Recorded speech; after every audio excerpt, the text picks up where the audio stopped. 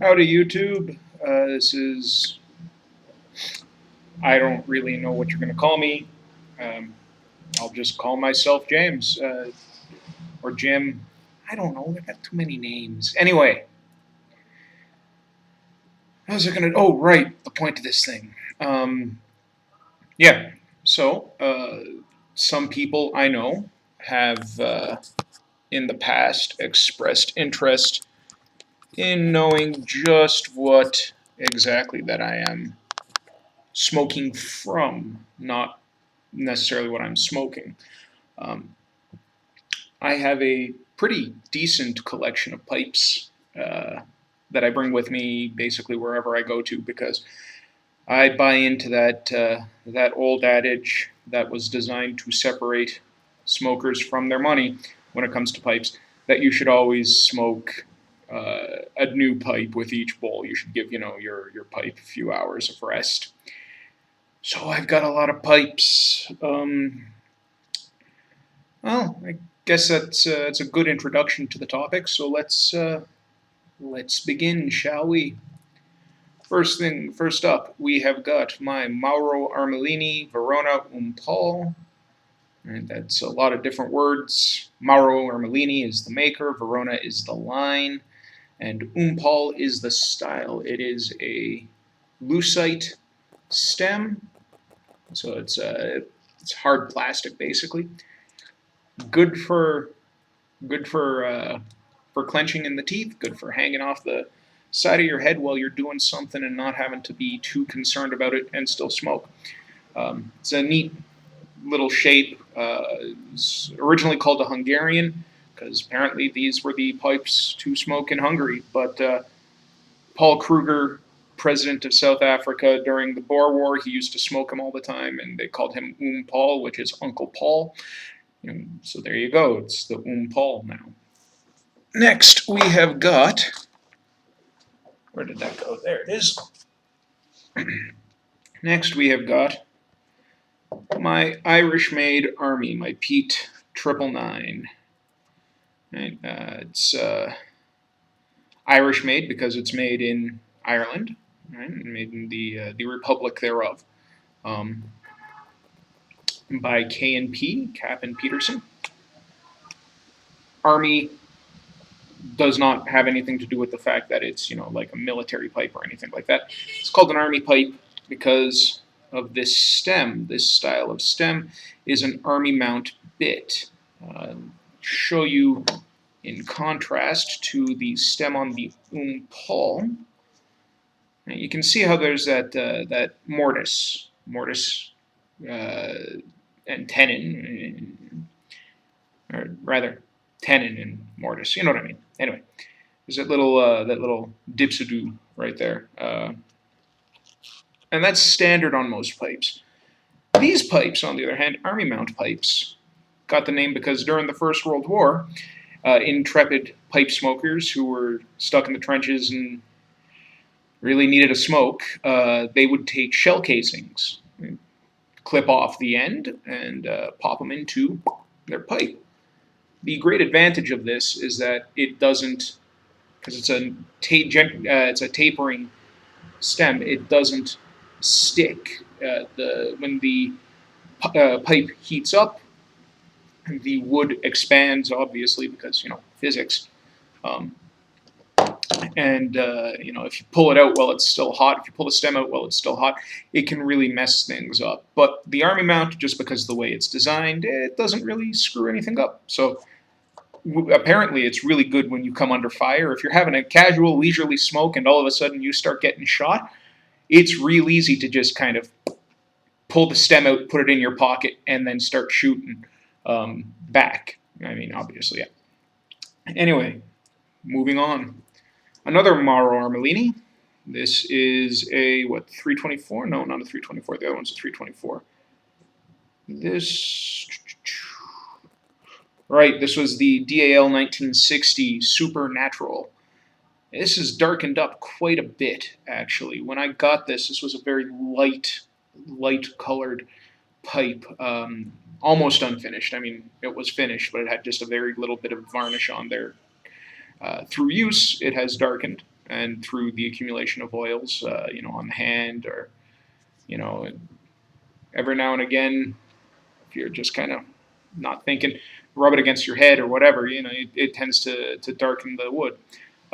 This is not a very good clenching pipe.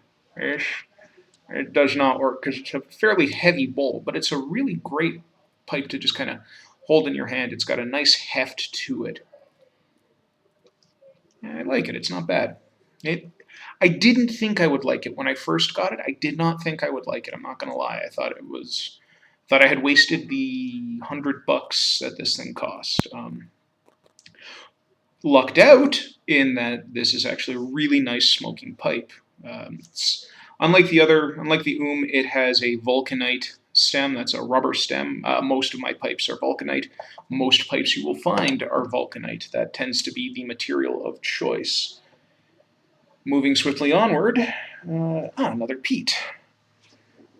I like Petersons and I like Mauro Armellini's peats because they are, when you think of pipes nowadays, they're kind of the standard for pipes, at least in my opinion. Mauro's are I just like them because I like Italian pipes. Anyway, my Peterson. It's another Umpal. This one's a P-lip.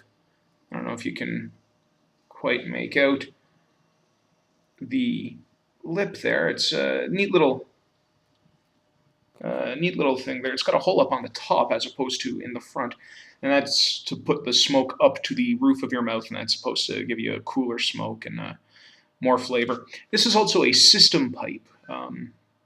You can't really see what it is without cutting the thing in half, and I like you, YouTube, but I don't like you that much. This thing set me back $85, so I'm not splitting it in half for you.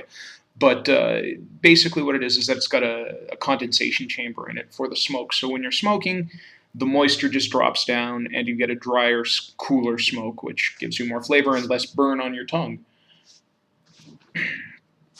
So those were the only pipes that I've got that are of the tomorrow's two Pete's. There we are. Okay, good. Next up, we've got my Brigham Voyageur 1 Dot. Brigham Voyageur 1 Dot. Right. You'll notice I really do prefer bent pipes. They're good for clenching. I also tend to write a lot while I'm smoking, and so these are very handy to have around because you don't have to be constantly hanging onto a pipe. This is a Canadian pipe maker, Brigham. They are based out of Toronto. I believe these are actually made in Italy, however. Yeah, this is made in Italy. They're sold through a Canadian company. So, my mom's Italian, my dad's Scots-Irish, but from Canada, and so this is not a bad. This makes me happy. This makes me feel like a bit of home, right? Anyway, neat thing about the Brigham pipe is that unlike a lot of other pipes, actually unlike every other pipe that I have, this is a filter pipe. This is a rock maple filter. It serves basically the same purpose as the chamber on the Peterson system. It hangs onto the moisture and it cools off your smoke. But the way this thing works is that, after you finish smoking, you pull that thing out, let it dry off, and you can use it repeatedly until you are done with it. You're done with it when it turns brown, when it turns roughly the same color as that Armellini. Next up, the fanciest, maybe not the fanciest, but definitely the most expensive pipe that I've got. By $25, $125 for this bad boy on eBay. eBay, by the way, if you are interested in picking up pipes, it's a great place to find. This is a Thurman hand-carved freestyle pipe. It's basically in a pickaxe style. It's a sitter, so it's nice for when you are working or just want to display it. It's Danish. It's got beautiful, beautiful burl up top. Nice grain. You can't really make it out on the video camera. Sorry, guys, but you'll have to take my word for it. Would I lie? I wouldn't lie. That you know of. Anyway, it's a nice pipe. The stem's a bit. It's not bad. I mean, you can clench it, but this is definitely a handheld for me. I mean, it just the bowl is a bit too weighty to comfortably clench. But it is nice because you can sit it down.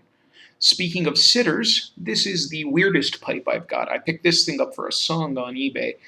This is a sitter. This is a I don't even know what the hell this is. This is just a Briere Garantie that's generic pipe from Europe. I mean, it's French briar, so really it's Algerian briar, but we don't talk about that. Nobody mentioned the war. That was German, but hey, whatever. Anyway, as I was saying, right, Algerian briar. Weird shape, but weird shape is actually why I bought it. This also has something very similar to the Peat system on it, except instead of having an internal chamber, it's got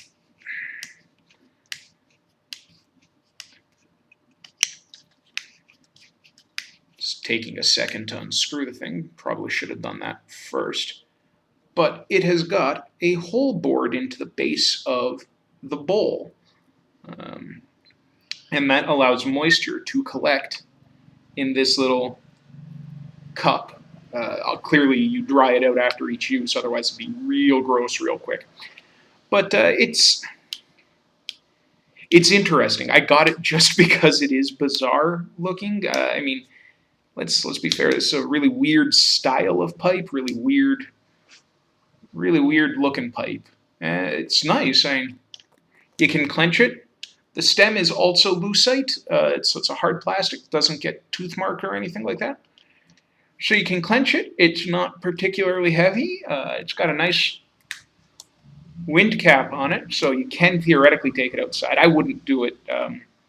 This wind cap is also kind of tarnished and scuffed up. It was silver plated, but the silver plating, which really was like silver leaf, has come off, and now the steel underneath, or nickel steel underneath, is rusting out, and I would not take it outside just because I don't want it to get any worse damage done to it. But you know, if it were in better condition, I would totally take it out. Next, we have got, well, let's go with this guy for right now. Next, we have got a gift pipe. This one was actually from a very good friend of mine who lives in Belgium. This was her grandfather's. Oh, I don't even know if, there we go. It is a tavern-style pipe, Briere Garantie, so, you know, just your generic pipe. Long stem. Long stem. Yeah, just about as long as my forearm, actually. Yeah, elbow to wrist. It's just big pipe. It's got a stinger on it. These things were put into pipes. They still are put into pipes, in the hopes of, you know, condensing the smoke and getting any extra moisture out and giving you a cooler, drier smoke. This is a huge bowl. I mean, this is as big as my my Butch Choquin Canadian, my lumberman. But this is my test pipe. Whenever I get something new and weird, definitely I try it out in this pipe first. This is not anything against the pipe. The pipe actually smokes really nicely. But that's actually why I use this as my test pipe, because it does smoke nicely, because it doesn't ghost, it doesn't pick up any extra flavors. It's really good for testing out new tobaccos. We've got, speaking of new tobaccos, well, you're going to have to follow my intuitive leap from new tobacco to old tobacco to first pipe. This is my first pipe. It's a new stem, but the bowl is the original. This is a Mr. Brogg number 14 Churchwarden. The pipe is not made of briar. All the other pipes are made of briar. This, however, is made of pear wood. Now, there are those who will say pear wood or fruit woods in general are terrible things to make pipes out of. Those people are assholes. If you're one of them, I apologize. If it smokes well and it doesn't break your bank to purchase, I really can't see any reason not to own the pipe. This little bad boy I've had since I started smoking a pipe. This was actually the second pipe I bought. I bought a Stanwell Featherweight. I did not like that. I gave that actually to a guy I know who had fallen into some really hard times, so I gave that to him. This is the first pipe I carried with me, however, basically everywhere I go. Smells of happy times, or well, really actually horrifically depressed times, but that's another story for another day altogether. This actually, I've dedicated this to a particular blend from Hamilton Pipe Shop in Hamilton, Ontario. It's an aromatic blend that they do. It's a house blend. It's called After 5. Not to be confused with Dunhill's After 5. Dunhill's After 5 is definitely not an aromatic. HPS's After 5 is a very, I really enjoy it. It's actually one of the few aromatics you can actually taste. Aromatic tobaccos, I will get into that later, tend not to taste like they smell. But this smells like a Black Forest cake and tastes like a Black Forest cake almost. It's kind of weird. It's nice. When I do my video on why I started smoking a pipe, I will tell you more about it. But it's really nice. It's really nice stuff. If you are ever in the Hamilton, Ontario, Canada area, swing on down to Hamilton Pipe Shop on James Street, down by the James Street Armory. Not the John Weir Foot. It's just James Street Armory. The James Street Armory, and pop in there and pick up some After 5. You will not regret it. Magnifique. All right. Oh, where did my... there you are. And the last pipe. This is my Butts Choquin Major Lumberman. It's one of the Canadian family of pipes. Canadian pipes, excuse me, have a long shank, longer than the bowl is high, usually twice as long, and are oval, unlike most other pipe shanks. They're oval in cross section and not round. Don't know if you can really tell, but anyway, the whole family is the Canadian Lumberman Liverpool Lovat family. There's lots of argument. Regardless, this pipe, actually my dad bought me this pipe. My dad bought me this. He also bought me my tobacco pouch and my, he just bought me the tobacco pouch and the pipe. So this has got a lot of, I like my dad and I, we don't really see eye to eye on a lot of things when it comes to me smoking. So, the fact that he bought me a pipe and a pouch was really nice. Jesus, this thing is 18 minutes and change. All right, so that's basically it. That's the introduction to my pipes. If you have any questions about them, please feel free to ask. I'm doing another video on why I smoke a pipe, how I got started on smoking a pipe, and how to smoke a pipe. I know that the pipe guys have put out a pipe smoking guide, which you can find here.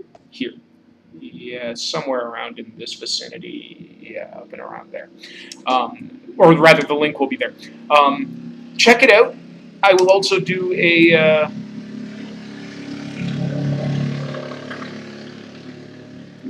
China. Anyway, I will also do a video on how to pack a pipe, how to light it, how to smoke it, how to enjoy yourself while doing it. Not how to enjoy yourself while doing it. This is still a family show, so steady on there, big fella. But how to have a good time while smoking a pipe, because you can smoke a pipe wrong. You really can, and it will be really unenjoyable if you do. Anyway, that's about it. I'm going to light up another bowl of the Balkan Supreme and hopefully kill off that tin in the next couple days and then break into break into the Squadron Leader that I brought. I brought 2 tins of that because, frankly, it is the finest mass-produced tobacco or easily accessible tobacco that I can get, or at least as far as I'm concerned. Your mileage may vary. Anyway, 20 minutes and change. Stopping the video now. Have a good one, YouTube, and I will talk with you later.